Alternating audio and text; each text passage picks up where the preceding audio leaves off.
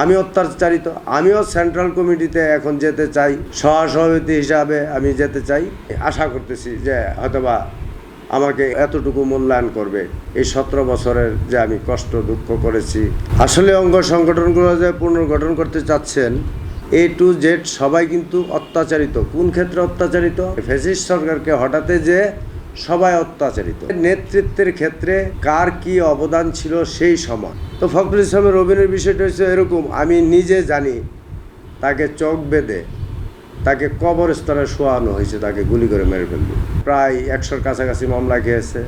সে কখনো আমি দেখি নাই ছাত্র দলের বলেন, যুব দলের বলেন, স্বেচ্ছাসেবক, শ্রমিক দল, কৃষক দল, যত দল বলেন, অনেক নেতা কর্মী তারা তার স্ত্রী, কন্যা, মা বাপের সাথে ঈদ করতে পারেনি। এইবার আমরা আমাদের সৌভাগ্য, আল্লাহর রহমতে যে আমরা এবার ঈদ করতে পারতেছি। সেই হিসাবে সঠিক নেতৃত্ব দেওয়ার মতন লোক অনেক আছে।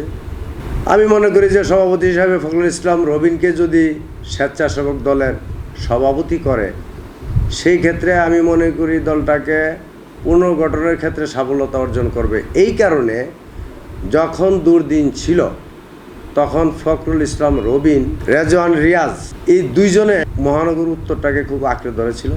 তখন কিন্তু তারা প্রবলেমে ছিল, নেতাকর্মীর ওপর প্রবলেমে ছিল এবং অনেক বাধার সম্মুখীন পার হয়ে তাদেরকে পরিচালনা করতে হচ্ছে। এবং তখনই চাঙ্গা হয়ে গেছে স্বেচ্ছাসেবক দল মহানগর উত্তর।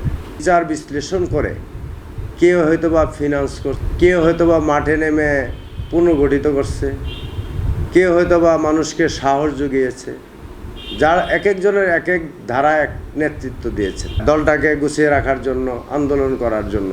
তো তাদের মূল্যায়ন কোথায়? তাদেরকেও মূল্যায়ন করতে হবে, নেতৃত্ব আনতে হবে।